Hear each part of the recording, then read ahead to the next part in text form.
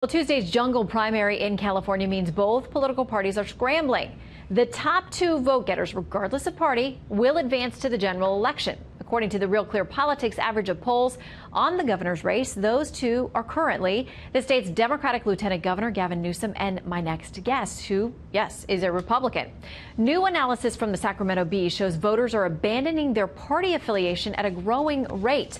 There are now more registered independents than Republicans in the state. Let's break it down with the Republican candidate for California Governor, John Cox. Great to see you again, Mr. Cox.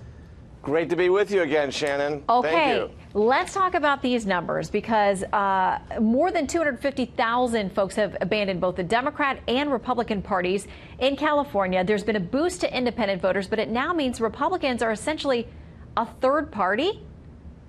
Well, you know, I think that's a misnomer because now we have this jungle primary. It's not a closed primary, so your party registration really doesn't mean as much.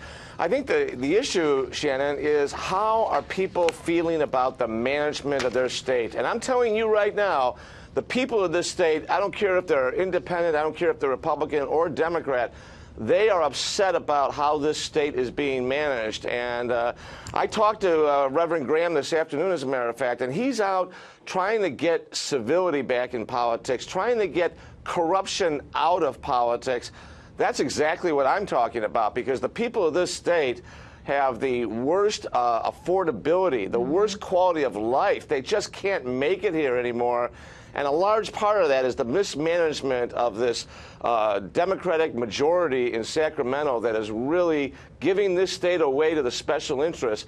And that's going to end when I'm elected governor in November. Well, okay, so first you got to get through this primary. This jungle primary, as we talked about, is it doesn't matter which party, that the top two people in the polling in the primaries are going to proceed. It could be two Democrats, two Republicans, one of each, independent, whatever.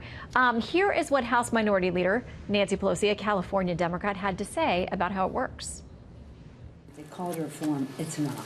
And this is not a reform. It is terrible. It prolongs the process. It costs more money. It's really, it shuts out smaller parties and the rest. So I don't recommend this. She is against it, and now we're seeing a number of races there in California in which Democrats are either being forced out so they don't get either one of the spots, or Republicans are showing up like you are, surprising a lot of people in the top two of the governor's race. Whose idea was this?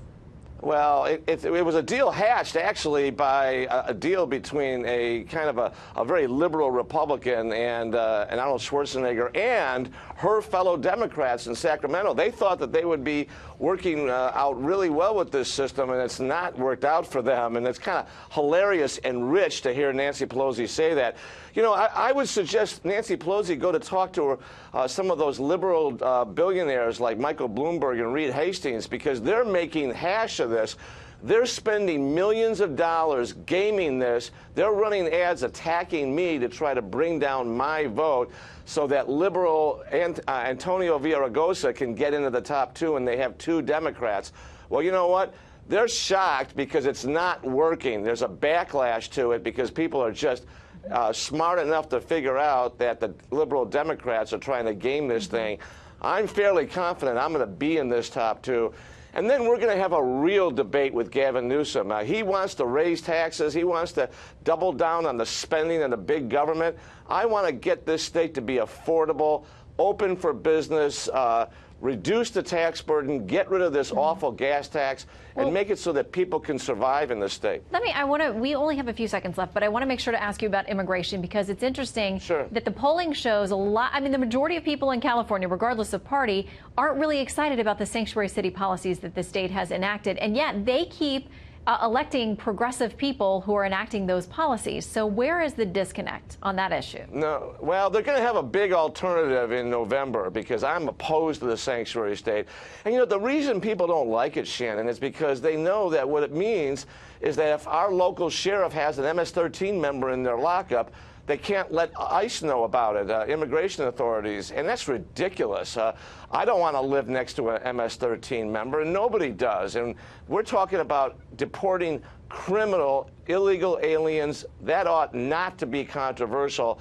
And that's why Gavin Newsom's sanctuary state policy is going to end in November when I'm elected governor. All right, we will watch the primary Tuesday night. We'll have live coverage here, of course, on Fox News at night. We'll check back in with you, see how that goes on the road to November. Thank you. Thank you, John. Thank you.